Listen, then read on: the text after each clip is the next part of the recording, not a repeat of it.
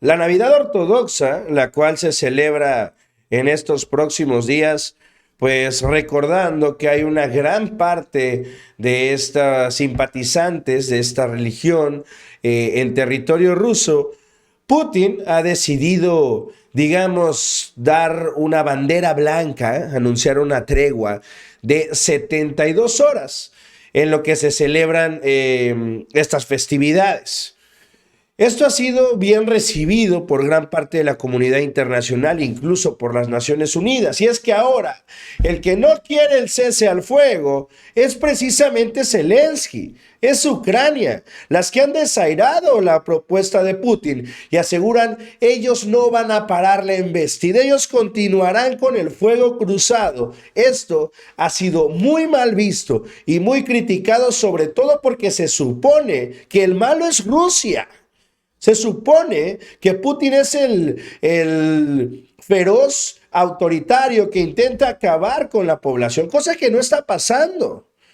Cuando vemos un Zelensky que parece que él es el que le motiva esa ansia, ese gusto por la sangre, al no querer ni siquiera una tregua de 72 horas para frenar, para celebrar la Navidad ortodoxa. De esto y más nos va a platicar Jonathan Guzmán. Johnny, ¿cómo estás? Buen día. Gracias, Publio. Y sí, sí, pasó lo que se temía en cuanto al rompimiento del acuerdo por parte de Rusia del alto al fuego propuesto por el mismo gobierno ruso. Y de esto se suponía que iba a ser durante el mediodía del 6 de enero, hora Moscú, y las 24 horas del 7 de enero. Recordemos que el 6 de enero es la Navidad en la Iglesia Ortodoxa. Es decir, también bajo esta iglesia, de religión de la Iglesia Ortodoxa, digamos, está la población tiene mucha fe o es muy practicante de esa religión, tanto del lado ruso como del lado ucraniano.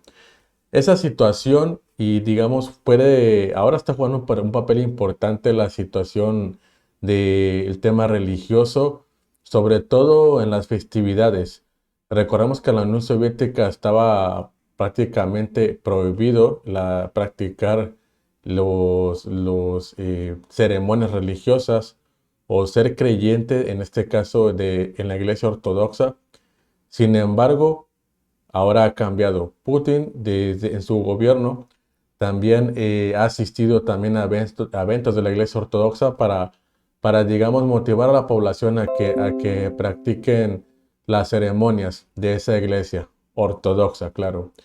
En esta situación, Putin, como recordemos, el presidente Vladimir Putin de Rusia había propuesto un alto al fuego desde el mediodía del 6 de enero, que es la Navidad de la Iglesia Ortodoxa, o más bien, perdón, la noche. El 6 de enero es el inicio de la celebración, en la noche del 6 de enero, y ya el 7 de enero es la Navidad. Sin embargo, hay reportes, y bueno, Ucrania denunció reportes de unos bombardeos, pese a la tregua propuesta por Putin. Esos bombardeos, según el gobierno ucraniano, se dio en la ciudad de Gerson, en una estación de bomberos. Esta situación, sin embargo, ha estado generando polémica debido a que el mismo gobierno ruso había propuesto el alto al fuego y son los que se supone que rompieron el alto al fuego, de acuerdo a los reportes del gobierno ucraniano, en la región de Gerson o ciudad de Gerson, porque es la ciudad de Gerson. Recordemos que esta ciudad hace 2 meses las tropas rusas se retiraron. Esa ciudad está en la orilla del río Dnieper. El río Dnieper desemboca en el Mar Negro y bueno, es una ciudad muy estratégica.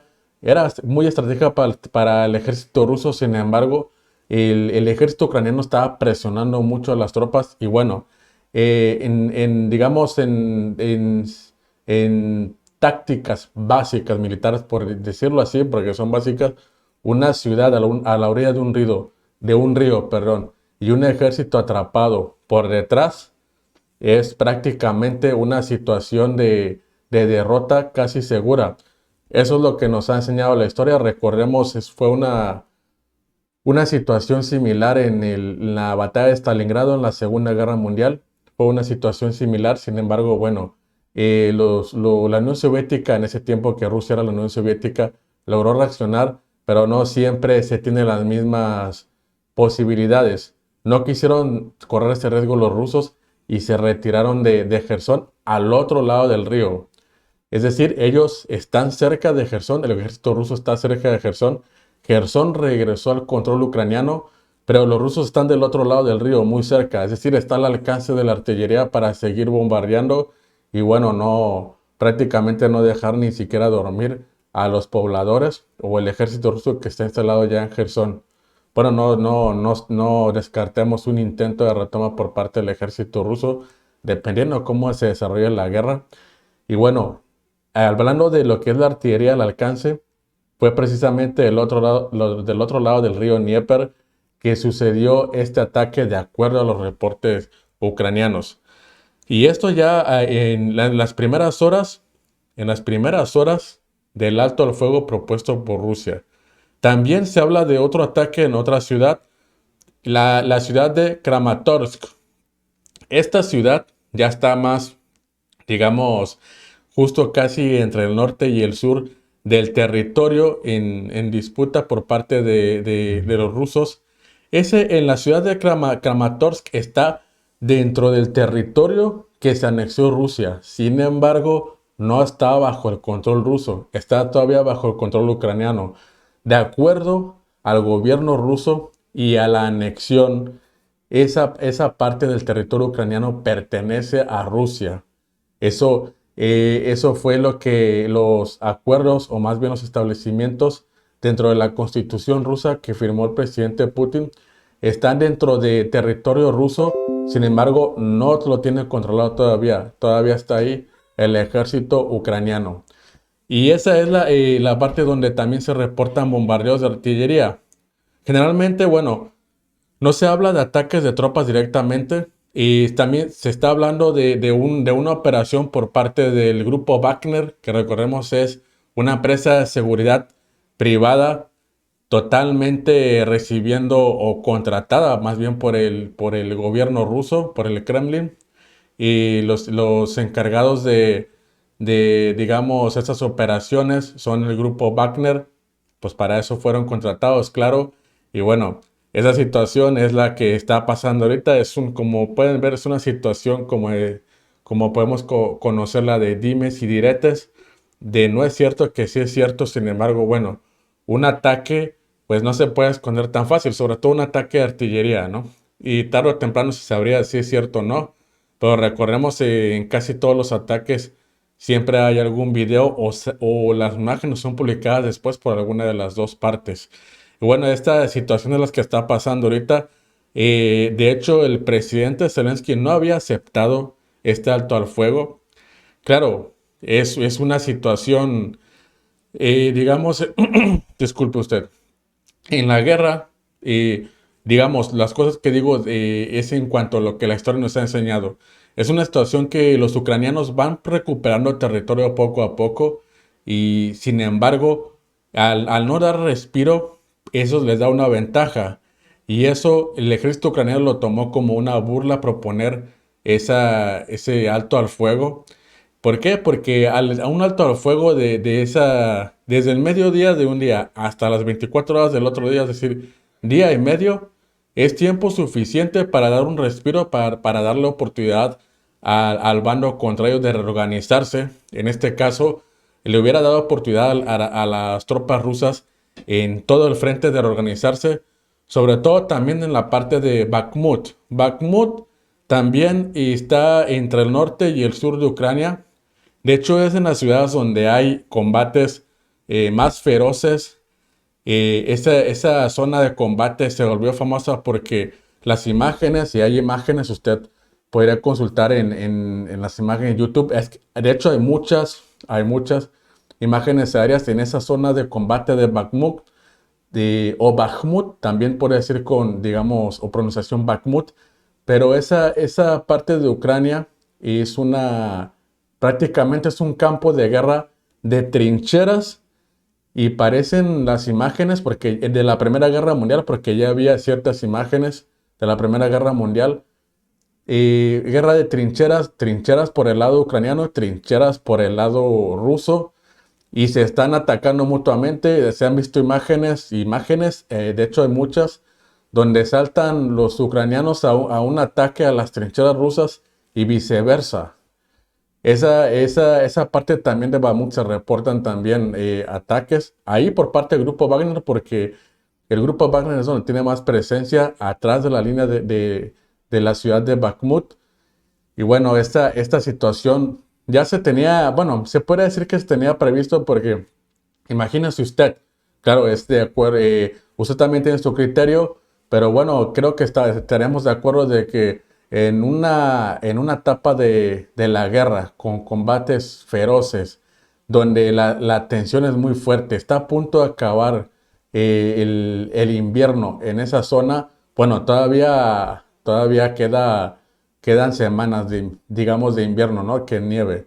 Pero bueno, no está tan lejos ya los días en que se empiece a deshielar el campo y empiecen los combates más feroces. Los dos ejércitos están preparando para eso. Imagínese usted si el gobierno ucraniano ya tiene a sus tropas empujando y recuperando el territorio, un respiro de ese por parte o prácticamente le estarían regalando un respiro al ejército ruso. En este momento que ya tienen un avance considerable, pues claro, no era casi imposible, ¿no? De ceder esas horas que proponía Rusia de alto al fuego, era prácticamente imposible y no iban a aprovechar esa oportunidad los ucranianos. Bueno, claro, Ucrania reclama esa situación, sin embargo, no dudemos que también que Ucrania, como no aceptó el presidente Zelensky las horas de alto al fuego, el no aceptar es que no iba a respetar esas horas. Es decir, no estaba de acuerdo porque tendría que llegar a un acuerdo o tuvieron que haber llegado a un acuerdo los dos. Pero el presidente Zelensky, desde el día que se propuso, ya estaba dando su posición de que no estaba de acuerdo y luego declaró en la noche en el mensaje para su pueblo que prácticamente no iba a respetar, lo dio a entender, no iba a respetar, claro, en la interpretación al idioma español era una situación o propuesta oportunista. Claro, su posición era que no iba a aceptar eso. Y bueno, esperemos a ver qué pasa. En este lado del mundo todavía falta para que se cumpla la tregua, pero tregua propuesta por Rusia, pero en la que no está de acuerdo Zelensky y el gobierno ucraniano. Vamos a ver qué pasa hasta que se cumpla, porque recordemos que es hasta las 24 horas del 7 de enero, hora de Moscú. Sería interesante sobre todo de quién realiza más ataques. Seguramente será el ejército ucraniano, sin embargo, el ejército ruso, pues al verse ya superado en algunas zonas, en caso de ataque de drones por parte de Ucrania, claro que va a responder. Si el ejército ruso lo que no quiere es perder todo ese territorio, y sería una oportunidad grande para que el gobierno ucraniano recupere ese territorio. Veremos qué pasa y seguramente sabremos de ataques o combates.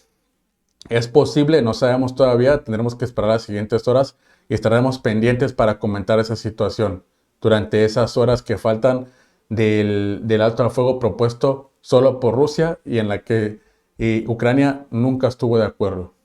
Pase usted buenas tardes. Gracias.